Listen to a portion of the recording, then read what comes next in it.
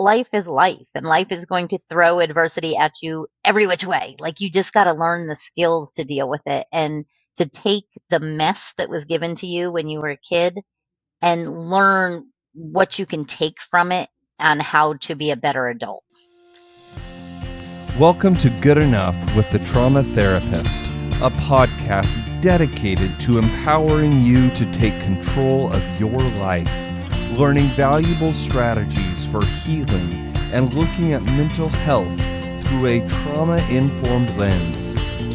Get ready to feel empowered and confident in managing your symptoms. And now, here is your host, licensed clinical social worker, EMDR therapist, and certified clinical trauma professional, Jamie Vollmoeller. Welcome to Good Enough. I am your host, Jamie Vollmoeller, and today I have Tammy Vincent here. Tammy is a speaker, podcaster, coach, and best-selling author. She uses real-life experience and decades of training in neuro-linguistic programming and other holistic modalities to empower people of any age to become the absolute best version of themselves and realize that their past does not define their future. Tammy has a special interest in adult children of alcoholics, which I was super stoked to talk about today. So, Tammy, welcome.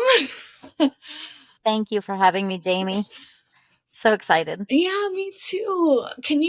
I always love to start with like our stories of how we get into this field, because most of us in the trauma world tend to be trauma kids who are like, oh, I figured my stuff out. Let me go help other people. So what's your story, girl? Kind of that. So, yes, after growing up and realizing when I was about 26 years old that I had absolutely no clue how to enter the real world, and realized how many major concepts I was missing, like unconditional love and boundaries and codependency issues and self-esteem and self-identity. I mean, really some of the major issues. I kind of went on this journey to figure it all out. I was getting ready to have my first child, and I thought, I can't do what was done to me, so I've got to figure this out. And then it's kind of like you fast forward. Okay, so fast forward 30 years, and I've done every modality you could possibly think of for my own journey. And in that, I'm a chronic learner. I don't want somebody to hypnotize me until I learn how to hypnotize someone else. I'm not going to be anybody's guinea pig. You know what I Yeah, mean? I do. So in that, it's like I learned how to EFT tap, and I was like, oh, let me get certified to do that because that seems really helpful. I was actually a couple of years ago, I was at a convention, a conference with a friend of mine, and we were sitting, getting ready to leave on the airplane. And someone said and I was watching this lady next to me, and her leg is going up and down, up and down. And I'm like, oh goodness. I'm like, she's afraid to fly. So it was so funny. So I said, ma'am, are you afraid to fly? And she's like, yeah. And I was like, I can help you with that. Do you have 7 minutes to give me? And she's like, yeah, I got the rest of my life. Like, I don't like to fly. I always take a Valium, Yeah. I can't do this. So I did like a quick, 7-minute EFT tapping on her. And she got up and walked on that plane and was like, oh my gosh, this is the first time in 20 years I've flown without a Valium. She was so excited. And I remember my friend turned to me and she said, do you do that for everybody? And I said, no, just the people that need it. And she said, like, you have all these skills. Why don't you use them? And that was kind of when I decided, you know what, I do. I've had a coaching certificate since before coaching was a thing. And I just don't want people to have to take 30 years to figure it out when there's quicker ways to go about it. So I was like, you know what? I could do this. I was kind of in between jobs and in between things. And I thought, you know what? I'm early 50s. I'm going to do what I love to do versus what I have to do. And I just went out and said, forget it. I wrote a couple books, geared. One of my first ones was called Surviving Alcoholic Parents. So clearly geared at, it was a children's reference guide, because I was like, well, I don't want all these kids as my clients in 30 years. I want to, Yeah. So I was on a mission, on a total mission. And that's kind of what got me here now. That's why I'm here. I love it, Tammy. I love that you said the word journey, because so many people are like, I want to be fixed. And it's like, there's no fixing. There's no going back to what was, but there is ability to grow and learn and protect ourselves better from it happening again in the future. Right. And there's no end point. There's no Yeah. like, woo, I'm healed. Yay. It's because life is life, and life is going to throw adversity at you every which way. Like, you just got to learn the skills to deal with it, and to take the mess that was given to you when you were a kid and learn what you can take from it and how to be a better adult. And you're still going to have layers after layers after layers that need to be peeled back. So it's never over. You're never like 100% because we're human. Yeah. So, but the better we can get to just a sense of calm and a sense of peace in our own bodies is really what I feel like we're striving for. Yeah, that regulated nervous system, right? So we're not in that Hmm. high chronic stress mode. So as someone who, luckily my parents were not alcoholics, but my parents had parents and other family members who certainly were. And they were able to break that cycle. But even growing up with that, some of the things you mentioned, like codependency, I'm a people pleaser. A lot of that has to do with the fact my mom really struggled with codependency and boundary setting. And that was what was modeled for me. What are some of the trauma symptoms that you see in adult survivors of alcoholic parents? One of the biggest one is the people pleasing, and some of it comes from a sense of that perfectionist where life is a little easier if you're being perfect and you're giving everybody what they want and you're not rocking any boats. And some of it comes from a sense of safety. Mm-hmm. Unless I give everybody what they want, things are going to be really bad at home. Yeah. So there's different things, and you do develop that. And it's kind of like I told my kids. So even if I had never picked up a drink, because my parents were both alcoholics, they are technically para-alcoholics. They are getting all of the symptoms because I get the symptoms regardless, whether I drink or not. I'm going to be, because I'm trained by the best.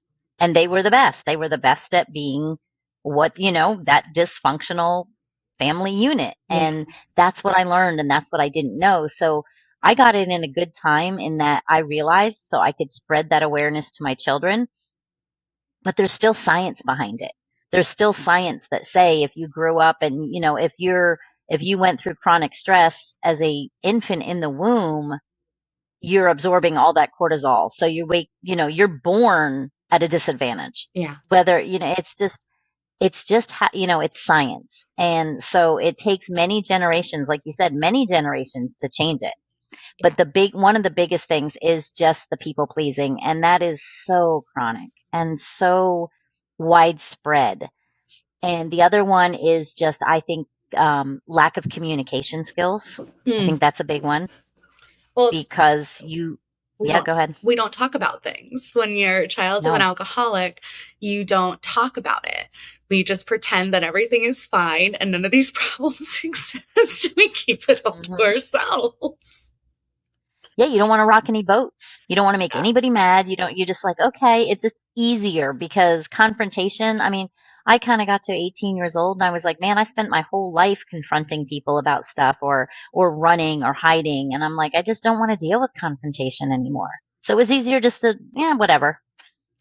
Yeah. But in that you lose yourself. And that's what, you all of a sudden, I remember going to, a therapist for the first time, and I remember her saying to me, well, how does that make you feel? And I'm like, what? What do you mean feel? Like, what does that even mean? Because I was just so used to just saying and doing and feeling what I thought everybody needed me to do and be and say. Yeah. So I didn't know. I didn't have honestly, at 25 years old, I did not have an honest emotion. Didn't have one because I didn't know. Like, people are like, well, he shouldn't talk to you like that. Stand to your values, hold to your values, stick up for yourself. I'm like, I don't know what I like. I don't know what I tolerate. I don't know what I value.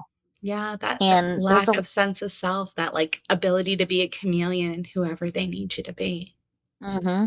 Yep, absolutely. I think So, there's and there's, also that extreme sense of like responsibility for others when you have alcoholic parents. And that's part of Mhm. that feeds into that people pleasing, because then we're like, if I don't do it, no one's going to do it and everything will fall apart, because especially if you were the oldest in that family, like you were the one taking care of your siblings, making sure dinner is on the table, making sure everyone got to school. Like all of these things became your responsibility. And my work with clients of that were children of alcoholics, they really struggle with having their own identity and identifying even what their needs are, because they've just Absolutely. never had the ability to do so. Oh, absolutely. I mean, even just when people are like, "Well, what do you like to do? Go do it." And I'm like, "I don't know." Like, I mean, and this is, now I do, of course, I can tell you, but back then I didn't.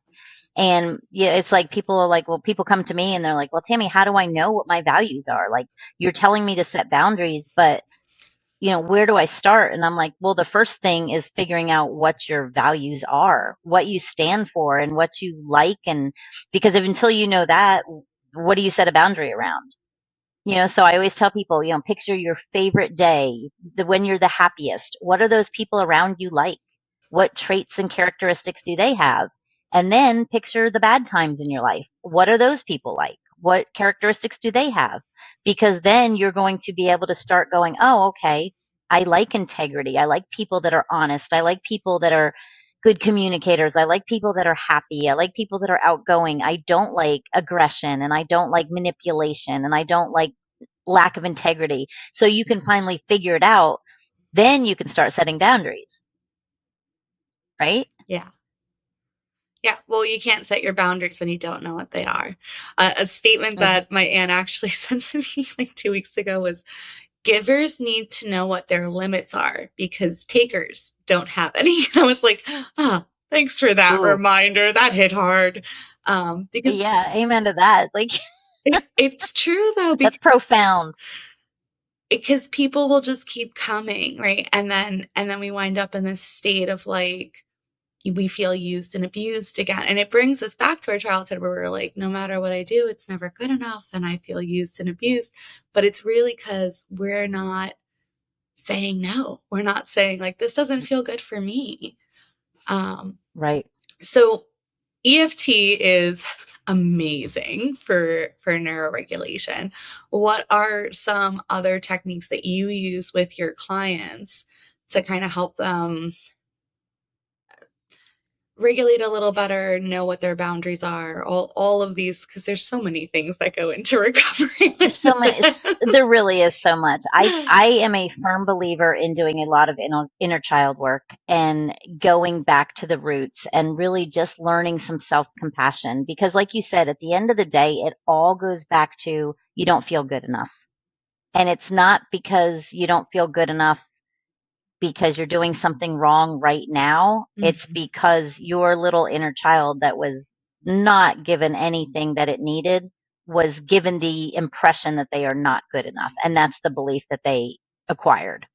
So, it's like I tell people, you can sit there and you can look in the mirror and you can write, I am beautiful and I am amazing. And you can say all these positive affirmations, but if you don't truly believe it, Yeah. you're it's that 5-year-old you that's screaming out when you have to react to something, right? Yeah. So it's, I think, going all the way back and doing the inner child work, whether it's writing yourself a letter and then writing yourself a letter back from that inner child, or, I mean, I've did 6 years of pretty intensive all the time working with the inner child, um, which entails working with the inner critic, because that inner child is not believing it's good enough. So of Yeah. course that's where your inner critic is coming from. So sometimes I would picture, if I do something and I hear that little, you're so stupid. It's that 5-year-old me that feels stupid that's telling me I'm stupid. If that Yeah. makes sense. So No, it's that like, makes perfect learning, yeah, it's like learning to sit with that younger you and learning to basically reparent it. Parent it like you were never parented. Um, you brought up a great point in that children of alcoholics become the parents. And so they have been the parents, but they never got parented correctly. yeah. So And going back and I say all the time, like my parents, I have CPTSD from my childhood, but my parents truly did the best they can. They definitely did better than their parents did. but they had no model, and they didn't have the education that I have. They didn't have the training that I have. So they just did the best they could with what they had. But because their models were so dysfunctional, like it was a step better, but it was still super dysfunctional because they just didn't have that model. Well, and that's typically why it's transgenerational. That's why it follows so many generations, because it's just you don't know what you don't know. Yeah. I said we're in a great world right now because people are starting to be aware. People are going, "Oh, wow, interesting. So I'm getting these traits, and whether I do this behavior or not, it's too late. The person has already got those traits and they're passing them down and passing them down." So you can't, that's why I always tell people you got to look at it with compassion and empathy, because it doesn't do any good to be mad. It doesn't do any good to say, like, oh, people say, I've been on podcasts before that I had to end because the host was trying to get me to say I hated my parents and I, judged them. And I don't. They were very sick individuals who never got the help they needed. Yeah. And at the same time, it doesn't make it any easier for me, but it does make it easier to look at it with love and compassion versus being angry about it, because all that does is tear me up even more. Yeah, and it gives you the possibility to repair, right? I know with my parents, like being able to have conversations about them, or these are things from my childhood that were upsetting, or even like now that I'm a parent, they'll say to me like, "Oh my God, Michael is you, but so much more regulated than you were as a kid." And I'm like, yeah, it's because I didn't lock him in a closet. But Small thing. it's just a small thing, right? Right. But it's helped them to realize like, oh, we could have done a better job. And then they take accountability and we're able to repair, and they can be better grandparents, right? Like, because if they were still doing these types of things, I would not leave my children with them. Right. Right. But when I think that's a really good point, what you're saying, that they were trying to make you like say something negative. Because I think that's a lot of my clients get very afraid of saying my childhood was traumatic because they know that their parents did the best they could, right? Especially when they have parents with like substance abuse issues or mental health issues or significant problems. They have a lot of guilt in saying like, it hurt me. But there is a way to say like, it hurt you, and work through that and repair that relationship, versus holding it in and continuing to blame ourselves, because children do not blame the parents. Your parents are your safe people. So biologically, we are wired to think it must be me, because that is a safer thought than these humans are entirely crazy and can't take care of me. Right. And your brain is there to protect you. So your brain is never going to let you believe as a young child that the person that is your lifeline Yeah. is wrong or is bad. Or so absolutely. The only thing the human brain can do is turn it and go, it must be me. Because no way would this person that I'm 100% dependent on for everything be wrong. That's just how the human brain works. And I say but at the same time, there's the goodness in that, because even though the human brain works that way and it did a great job protecting us and getting us through, it can also be tricked. Yeah. So I mean, it definitely can, and it can be in tricking it. What you're really doing is rewiring it to get rid of all those thoughts, and that's where you and I come in. That's where we do the work, and Yeah. that's the fun part. That's what I love, because it's the rewiring of the brain for me is it's the change you feel in your body, right? Because I think for so many of us, we know that this isn't healthy. I mean, if you're talking about children of alcoholics, right, there's a reason we don't talk about it. We all know growing up in that is not normal. And we're trying to protect our family unit. So it's not that we think that this is entirely rational, logical behavior, but we're protecting them. But then it doesn't feel true in our bodies when we go to tell ourselves like, oh, that's hurtful, or even with the people pleasers, right? Try doing something to take care of themselves. They have so much guilt because then they can't do something for someone else. And Right. like that guilt feeling is very physical. It's very like in your body, chest tightness, muscle tightness, lump in Mm-hmm. your throat. And that rewiring helps it so it's not so physical. And therefore, even if it's still uncomfortable, but it's not so physically uncomfortable that we avoid the change. And I think that's really what it is, and how people get stuck in these patterns because it feels so uncomfortable to go against what we've always done. And it feels And, like a threat. yeah, and you're right. And really, when people want to get better, they have to come to the terms with the fact that the discomfort that they're going to feel on a temporary basis is worth it to get to that better feeling. I mean, that they're worth it. Yeah. And until they, and you have to make that decision, or else you're going to avoid everything. I mean, the brain, again, go back to the brain. It is very good at avoiding, very good at completely severing anything it doesn't want to think about. It can do it. It can do it in, I mean, I've seen such extreme cases. I had a gentleman on my podcast that literally was abused so badly by, I believe, his brother, that he lost 13 years of his life with dissociative amnesia. I mean, his brain said, nope, not doing this today or for the next 13 years. And it's amazing we can do that. But I try to send the message, and I know you're sending the message too, is that it's worth the temporary discomfort. It is absolutely. And it's, when you have trauma, when you have anything, every little back thing, it's like carrying this backpack of boulders. And every time something happens and you don't express it, voice it, say it, feel it, you just put it in the back and go, okay, we'll deal with that later. You don't see it.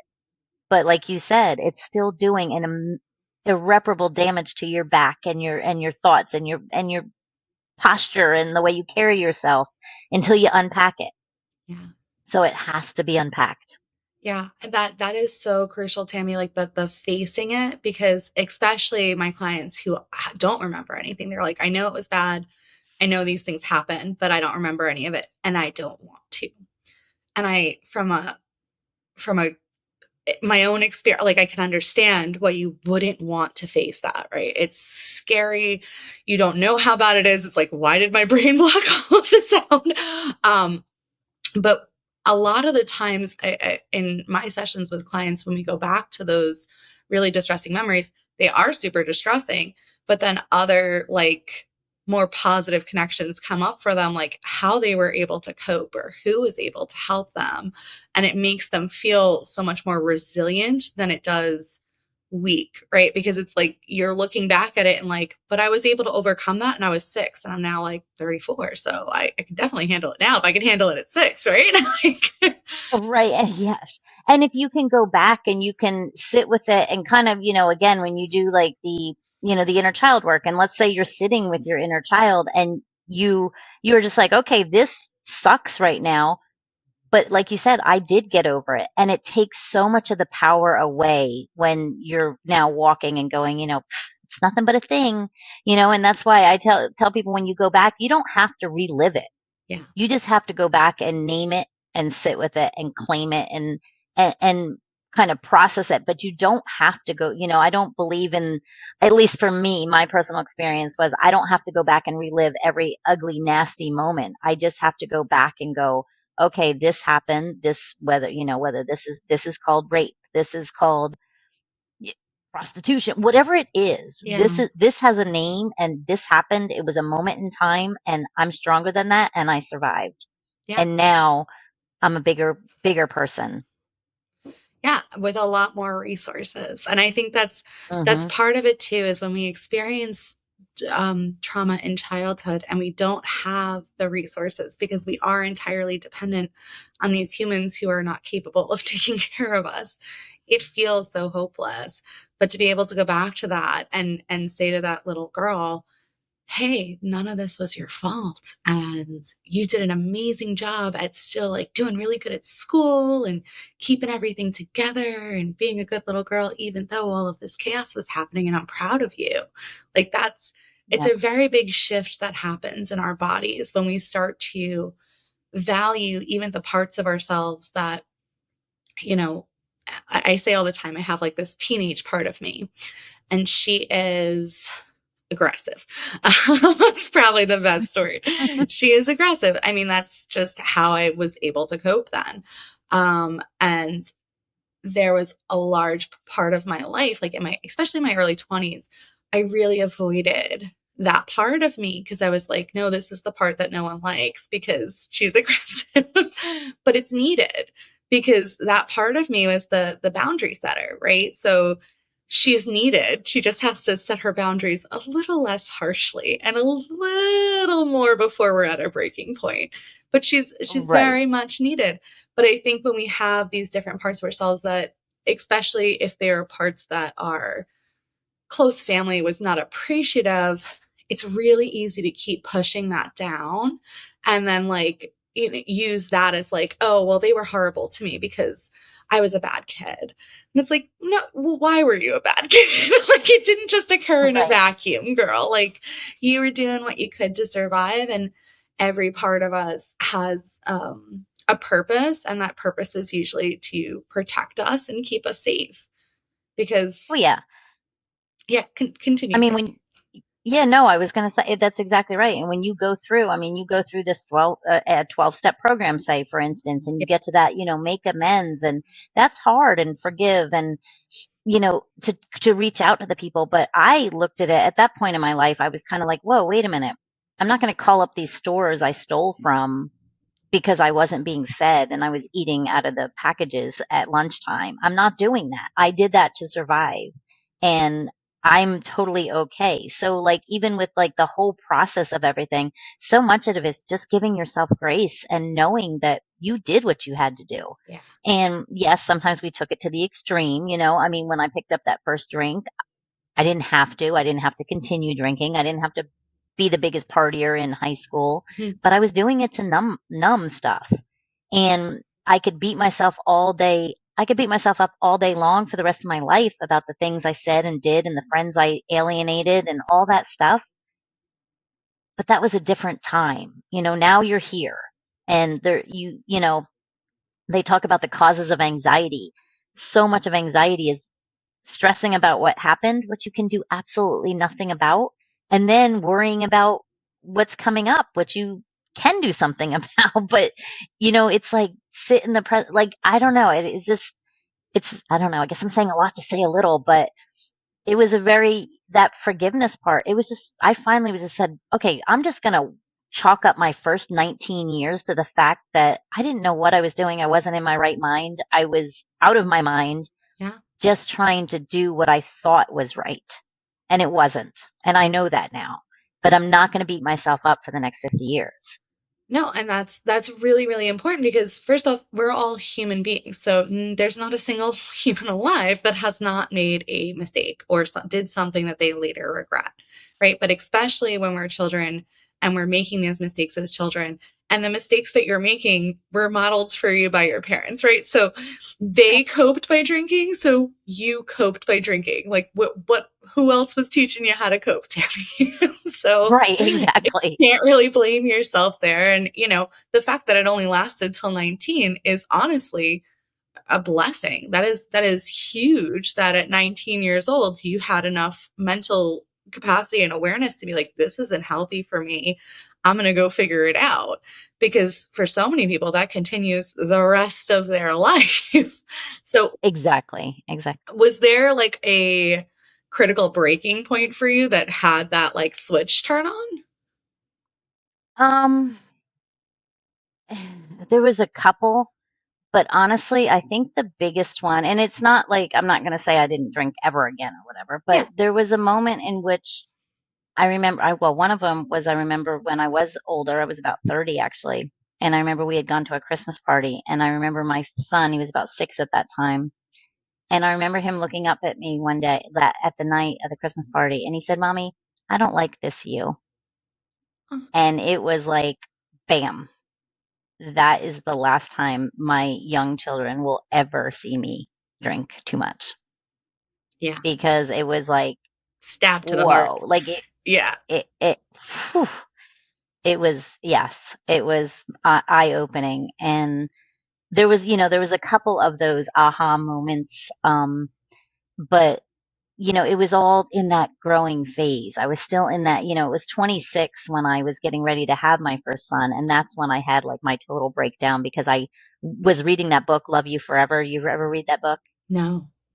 No, it's a children's book. You have to read it. And it's about a mother's unconditional love for her son. And he's going through all the phases of life. And she's rocking him and tucking him in at night when he's being like a terrible toddler and then a pain in the ass teenager. Sorry if I said ass. Um, doing all this stuff. And she's still rocking him and singing the song, I love you forever. I love you for always, forever and ever, my baby you'll be. Oh, I And do then at have the that book. end, Yes. oh my gosh, you It's got to such a read it. good, You'll it cry. is such a good So book. yeah. So at the end, the tides turn, and the man, he's now a grown man with his own children, is rocking the mom, like frail, and he's singing, I'll love you forever, my mommy you'll be. And that was when I started my whole journey because I was like, I don't even know how to love. And I'm not going to do this to my kid. And the answer for the people out there listening, when you think, I'm just going to do everything opposite that my parents did for me, that's not the answer either. No, because then That's not then the you go answer. to the opposite extreme, right?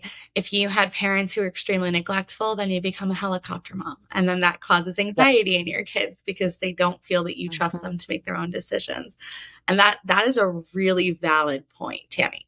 Do not go to the Yes. opposite. It's finding a healthy medium. Because, I feel like our parents probably weren't entirely wrong in everything that they did, hopefully. But even if they were, if we go to the opposite extreme of that, we're still going to be at an extreme end. And what kids really need is that, balance. They need to help. They need a healthy balance. They need boundaries. They need rules. They need, you know, to learn respect, and they need, but not to be walked all over. I mean, there is such a healthy balance that you have to reach with children. And I think that's why, for like my podcast, I have one, you have one. I mean, we're all trying to spread that message.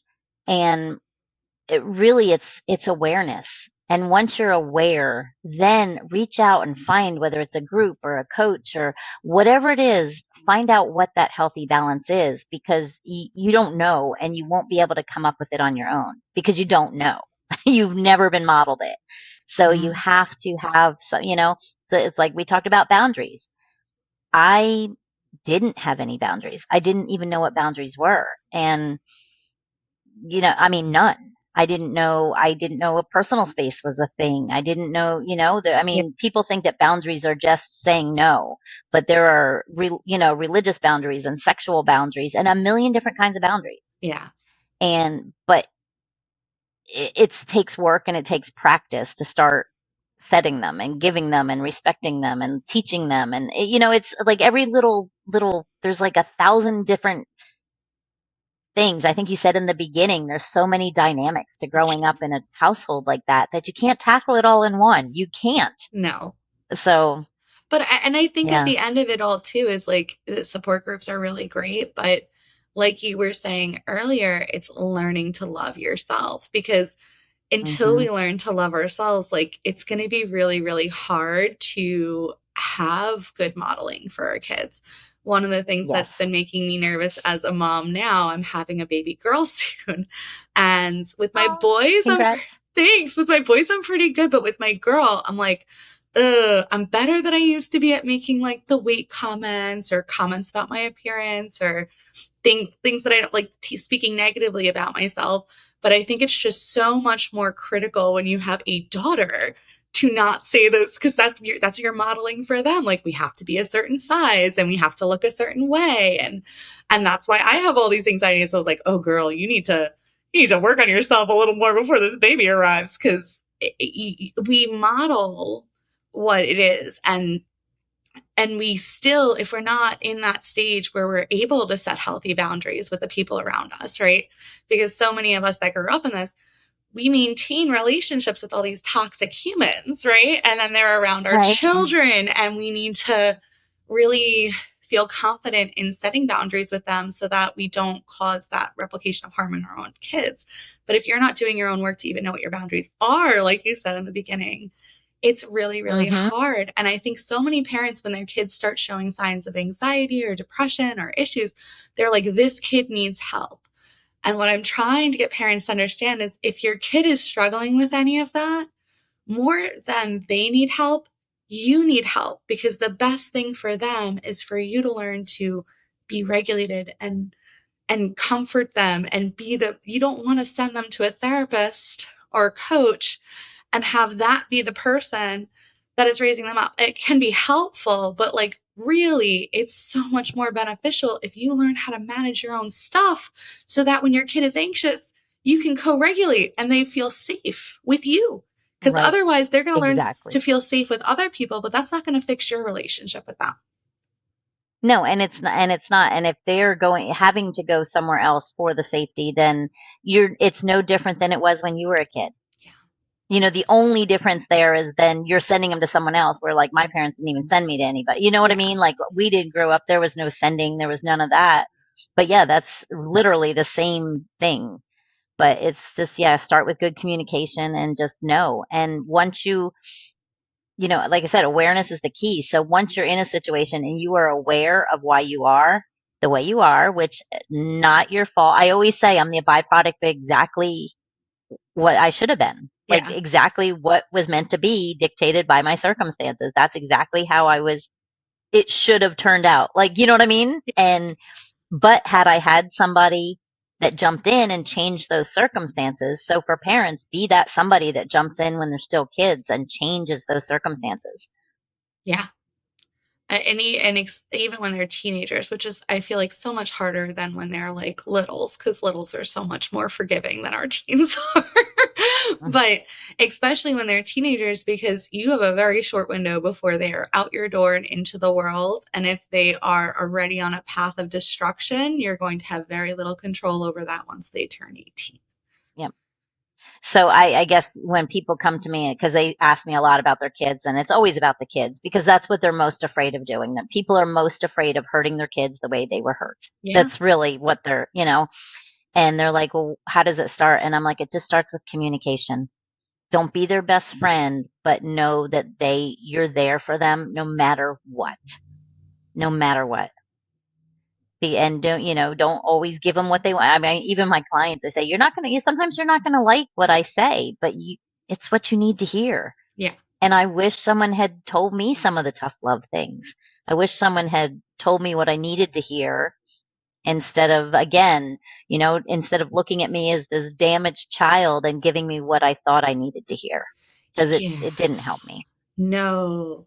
And I've talked about that a lot too. I had many therapists as a kid, and it wasn't until I was 12, and I had like 6 therapists before that, before I had a therapist that was like, okay, your parents suck. What are you going to do?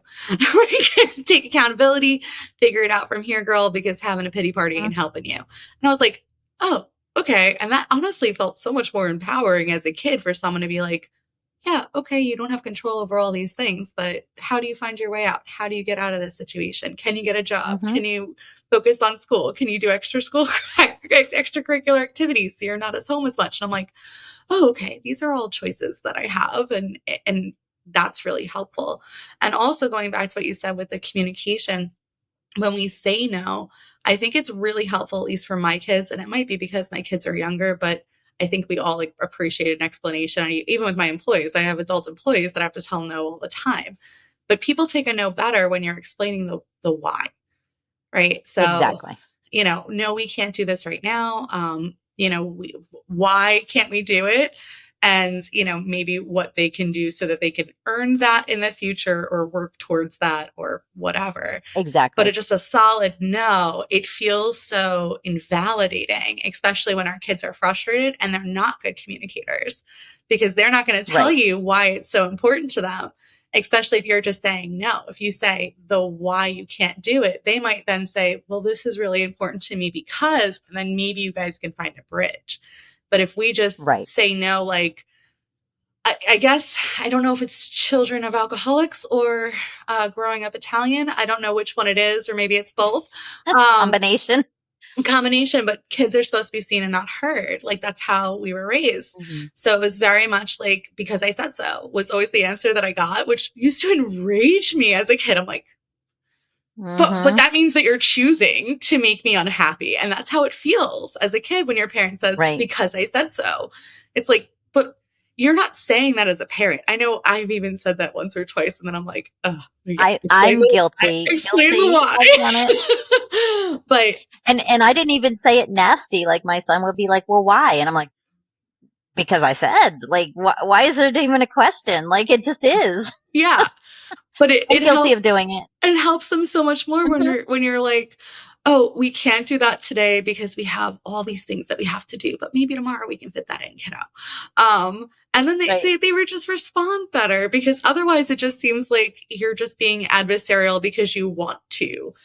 Because that's what your Right. explanation is. Your explanation is because I said so, because it fits Because, me. yeah, it's literally like saying, why are you even questioning me? Like, I'm the boss. Like, I mean, just what you matter. It doesn't matter what you think. I mean, yeah, that's what you're basically saying. And it is, again, we've all done it. We're human. Yeah. Just move forward. Don't beat yourself up about it. Like, now I'm starting to think, oh, how many times have I done that? But no, don't beat yourself up. Just move forward. Don't do it anymore unless you have to. Yeah. And if you do, and you catch yourself, because again, we're all human. We're all going to say things that we, in the heat of the moment or whatever, just apologize, give a hug, and move on.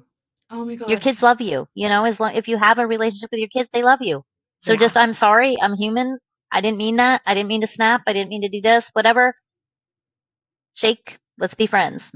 you know. The apologize part is so crucial, because I feel like, especially children of alcoholics, like there tends to be so much like almost like it's either an entire, like, just they're not really present at all, or very authoritarian is what I generally see.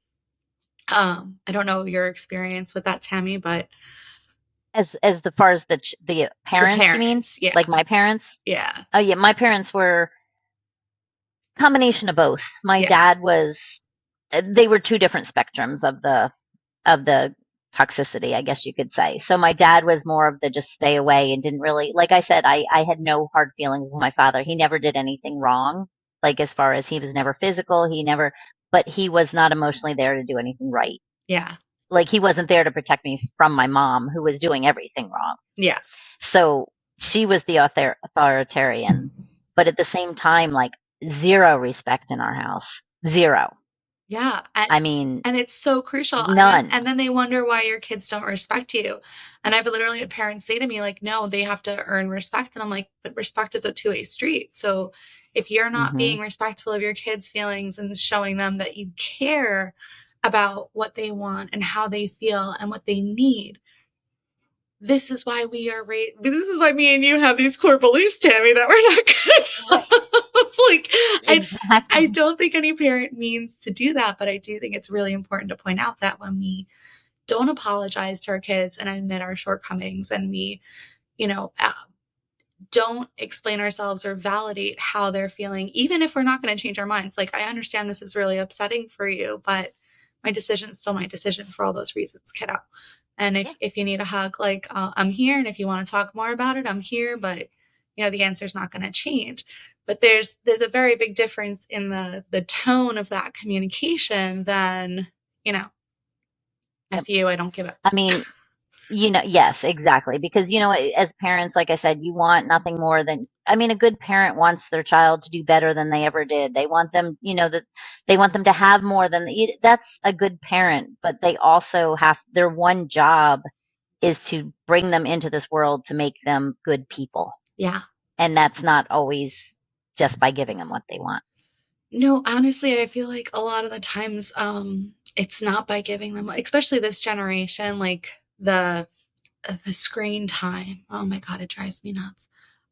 That's a big battle in our house. I refuse tablets. I'm like, nope, Silicon Valley won't let their kids on it. You think I want my kid on any of that social media? It's an absolute no. It's addictive. But Hmm. a lot of parents, they don't want to battle. So they give in, and then they listen to all their kids' rationalizations. It's like, oh, well, their friends do it and this one doesn't, and this one. It doesn't really matter what everyone else is doing. You really need to be the one that's parenting your kid and making those choices that are Yep. informed decisions, where you're doing your own research, rather than just giving in to avoid the battle. Because then what happens is also you wind up with those negotiator kids, which, God, my son, Well, I mean, and it's funny because again, like going back to being the child of an alcoholic parent, I got a lot of good skills out of that. I Oh yeah. became a very good negotiator, Yeah. manipulator, let's put Yep. it that way. I mean, I had a lot of those. You get those good skills and you teach them to your kids. Your kids learn by modeling. Your kids do not learn by what you tell them. Yep. They learn by what you show them. Mm-hmm. So, it's just funny. And I caution people again, like people are out there listening and people are out there from all different walks of life and they're at all different stages of this. So just beware, you like watch what you do and be that model. That's the best advice. It's just to be the parent that you wish you had had and to model and know that your kids watch and see and hear everything you do. Everything. Yes, they do. Absolutely everything. My son is a very big negotiator, and I'm like, and that's probably because I'm like, okay, well, here are your choices, this or this. So sometimes he's like, I don't like that choice. How about this or this? Like, oh my God. At least he's trying. But yes, I think that is so true.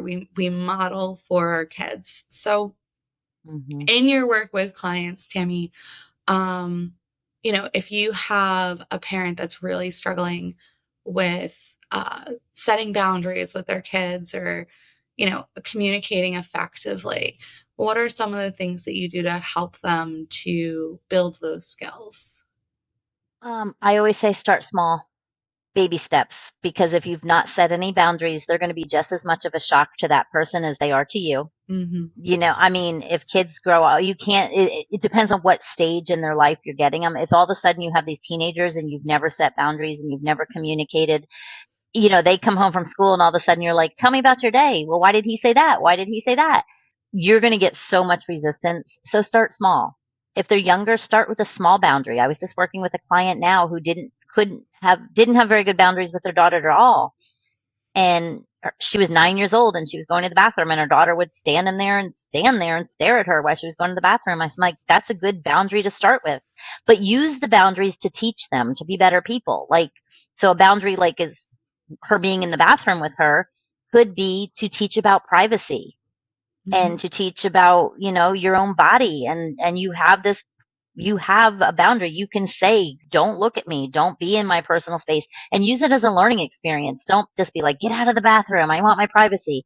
They don't, like you said, explain and communicate and talk to them. The other thing is, I know this sounds horrible, but just keep your ears open because again, if you go up to your kid, a teenager, and you're like, "Oh, I heard you're going to a party Friday night," blah blah blah blah blah blah blah blah, you're not going to get the same thing as if you just kind of ease your way into that conversation. So Oh just yeah. and and start small and start really young. If you've had these conversations all the time, then the bigger the issues get, it's okay. They're expecting you to talk to them about everything. But start small, I would say, especially with boundaries. And the other thing is once you set a boundary, do not give in. Do not, because it actually has the negative consequence. Like if you set a boundary and then they cross that boundary, and Mm-hmm. this is not just with kids, this is with anybody, and then they cross it and it just takes a little work for them to cross it, they know that your boundaries don't mean anything. Yep. And next time they will just try harder and harder. So it's like, I know there's a word for it, a technical word about doubling magnifying the negative effect of giving into a boundary. But okay, so this is kind of crazy, but I set boundaries with my kids that I knew I would follow through with. So if my Mm-hmm. daughter was joking around, I would say something literally like, stop her, I'm going to stab you with this fork. She knew I wasn't going to stab her with a fork. She knew I was totally kidding. So it kind of was like, oh, she would stop and like, ah. But if I said, knock it off, or I'm going to take your phone for a month, that was serious Yeah. because she knew it was something I would do. So, Yeah. No, you know what I'm saying? So that's really we had important. this, Really, really mm-hmm, important, the follow through, because there's say this to some of my family members a lot that have kids, because in the moment I get when people get like, they give these like really extreme consequences, right? And I work with a lot of parents who will do that. They'll say it out of like anger, but it's like, mm-hmm, now then they backpedal, or they don't like, and it's like, if you set a boundary, you need to make sure you're going to hold it. And especially with the moms with the little kids, where they're being annoying and they're like, stop it, or I'm going to turn the TV off, stop it, or I'm going to take your tablet away. But they're not actually going to do it because they don't want to have to watch their kid and take the tablet away. Then don't even say. You're better off saying absolutely nothing and ignoring the behavior than threatening a consequence that you're not following through on, because all that means is that your words mean nothing. Exactly. When my kids were little, we used to go to McDonald's and just get vanilla ice cream cones. That was the only thing they ate there. Mm-hmm. But if they were not acting properly, I would say, do it again, and we will never come back to this McDonald's. By the time they were 6, I had to go like 30 miles to go to McDonald's. Because they would be like, hey, can we go get ice cream? Nope, we can't go to that one. Can we go get, no, we can't go to that one. So stop. So eventually we just stopped going, because I'm like, I'm not driving 30 minutes to go to McDonald's. You guys blew it. But it's really, so it's like breaking wild horses, though, especially if your kids didn't have boundaries. You need to expect that they are going to push back hard on those boundaries. So choose your limits and your consequences very wisely. Pick your battles. Choose your battles wisely. Yes. Because and that's another thing too, because some parents will be like, well, this is an issue and this is it. But if everything is a battle, right? If you think about the mindset of like when you were a little kid, if your parent is correcting you all day long, it starts to feel like you can't do anything right. And then the kids feel like super, super hopeless. And that's the extremes, right? Like going from like no boundary setting to all the boundaries and consequences in the world. And then it's like, they're like, well, this is so extreme that there's no way I'm ever going to earn anything ever again, or I'm ever going to be able to do anything right. And they rebel. Well, I was just going to say, and that's especially growing up like that. Like I was in trouble for everything I did. And you would think, kids go either way. They're either going to become the super perfect person to stay out of trouble, or like I tended to do, I was like, you know what, screw it. I'm in trouble for anything I do. So I might as well go out big. Like, I'm going to get in trouble if I leave my shoe on the floor, the same as if I get drunk at a party and wreck my dad's car. So let's go big. You know what I mean? And I know that's an extreme example, but it makes sense if you literally harangue your kids about everything, especially if especially if you've already, I don't want to say done the disservice, but if your kids have already experienced some of the fallback of growing up in an addicted household, they've already got those beliefs underneath. So they already feel bad enough about what they do. They're beating themselves up more than you beat them up. Believe me. Yeah. So, and maybe like even with me, like I used to mentally say to myself, for every time I scold my child, I'm going to tell him I love him 3 times. So if you get on them for something, then the next 3 conversations need to be super positive. Bring them back up. Because when and parents are stressed now. It's not an easy job. Parents, some parents are working 3 jobs and they're stressed. It's very easy. It's kind of like I say, like reviews, like on Yelp reviews. Okay. So look at it like being a parent. You don't take the time to do a positive Yelp review, but you sure take the time to do a negative one. Yep. So it's the bad things that get your attention that are worthy to take your time. And parents need to flip it and go, okay, I just scolded my son. I'm not going to scold him again for something else stupid. Let me now praise him for doing a couple things. Yeah. And that honestly works so much better with kids anyway, just in general. Like I'll say my nephews moved in with us like a year and a half ago. And previous to that, it was a lot of like everything he was doing wrong. And me and my husband really emphasized with my sister-in-law, like, hey, you got to start focusing on what the kid is doing right, because he just feels like he can't do anything right. And he's a nightmare. Like he was really, really oppositional at like 3 years old. And once we started with like the positive, and everything was a battle, like eating dinner was a battle, going to bed was a battle, putting clothes on, like it was literally everything becoming an attention seeking thing. And I was like, I'm at the point where unless he's hurting himself or someone else, I'm not addressing it anymore. And when he's doing the right thing, I'm going to make it like it is the hugest thing in the world. And now that kid will sit down, eat his dinner. He is consistently the one that earns dessert almost every single night. Like my kids don't even earn dessert as much as he does because he just responded so well to that, like, wow, good job. You're eating real great tonight. And like all of that positive praise, because that's all kids want. You know, when our Well, I kids was are going to being say, and kids, negatively attention seeking, it's yeah, because they want our attention and we're not I mean, giving it to them. kids, yeah, and it's the same thing. Like, that's why I wrote my second book about helping kids in the classroom, like finding the disconnected kids in the classroom, because kids want to learn. They want praise. They're people. You're born to give, to love, and to get. It's a reciprocal thing. You know, you Yeah. give, you get back. You give, you get back.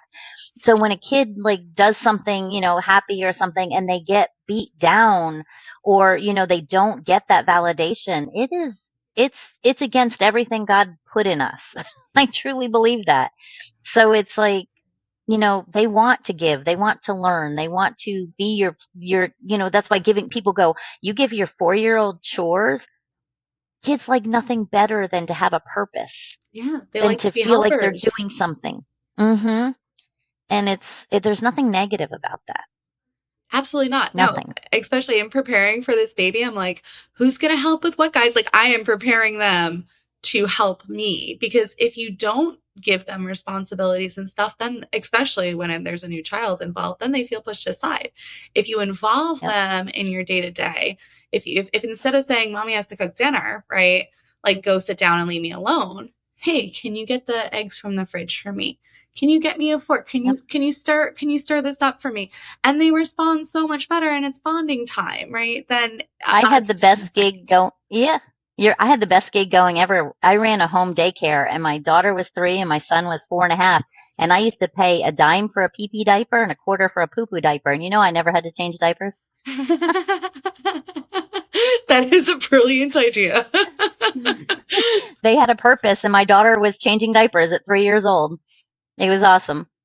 Yeah. Yeah. And But no, I mean, it's the general concept. But I think, like, and going back to this conversation and trying to, we're kind of like all over the place, but as a parent, if you've gone through that, if you're getting out of that chronic people pleaser and you're getting all of that, that you have these traits that you've developed, right? We yeah. are aware. Read the laundry list. If anybody hasn't ever seen it, just read the laundry list. It's from ACOA or ACA, but it's like all these traits that you develop when you grow up in that household. So just become aware and just read that list. If you think that it resonates with you, then okay, so now I've got to be ultra aware of how I react with my children and how I act with my children, because I'm prone to do it this way. Yeah. And and there's and again, you're not perfect. No, none of us are. No matter how many coaches and therapy and meetings you go to, nobody is perfect, and No. perfectionism is such a myth. No. So, But I mean, being a good parent isn't being a perfect parent. Being a good, like, there's yeah. literally like a term, like the good enough term is like what they use in attachment theory. And it's literally like, Mhm. are their needs met most of the time? Do they feel loved most of the time? Like, if those are yeses, then your kids will be pretty okay. Right. Like, Yep. it's just when it's inconsistent or it's, Right. non-existent that it becomes a problem. So if we mess up as parents, it is par for the course. But own your shit and try to do better. And that's really all Right. we And can do do. and Yeah, and do it for yourself too. Like you said, until we get back to this feeling worthy and loving ourselves, nothing is going to change. But if you could do nothing more, like I said, then every time you set, an expectation and you start beating yourself up about something, instead of looking at it as your performance, pretend you are judging yourself as if you were your own best friend. And that is always my biggest piece of advice to people, because we set our standards so high because we don't think we can do anything good enough. Yeah. So set them and then go, wow, if I looked at this and I was judging this as if I was doing it for someone I cared about, would it be good enough? And if it's good enough for someone else, you need to make it good enough for you. And then you'll start building up some confidence if you actually believe you do something good enough. But it's a vicious cycle of setting the expectations too high and then not meeting them and then beating yourself up for not meeting them and then setting them higher because, well, I didn't do it last time, I better do it again. BS. I agree. No, that's beautiful. It really, like, I say the same. Like, either talk to yourself like you would talk to a friend, or how you wish someone spoke to you when you were a child. Right, Because, exactly. the way that we speak to ourselves, like, for all of my people pleasing clients, which are pretty much all of my clients, they would never say a word that they say to themselves to any other human being on the earth, because they're kind-hearted humans, except when it comes to themselves. So that's a great Exactly. piece of advice, Tammy. So for our listeners, if they want to follow your podcast, if they want to work with you, where can they find you, dear? The best place is actually just to go to my website, which is my name, tammyvincent.com. I have my course on there, and if you mention the word podcast, it literally comes to like 90% off. It's like a Wow. $600 8-week self-guided course, and it's like under $50. If you just put podcast in the coupon, I have a link to my podcast on there, so you can listen to all my episodes, and I have a chat, like book a chat, so we can just chat about whatever. And I'm always willing to just lend an ear. Love that. Love that. Any of you who are interested, please do reach out to Tammy, follow her podcast, work with her. She is an amazing human. Tammy, thank you so much for being on today. Thank you so much, Jamie. I had so much fun. Bye, Me guys. too. I'm going to just remind our listeners that you guys are good enough. Till next time. Thank you for listening to Good Enough with the Trauma Therapist. We appreciate you listening. While our host may provide some personal and professional advice, we want to remind you that this show is for entertainment purposes only. Each individual situation is unique, and Good Enough is not a substitute for mental health treatment. If you need a therapist and are located in New York or Missouri, feel free to reach out to us at liendr.com or resilient-mo.com.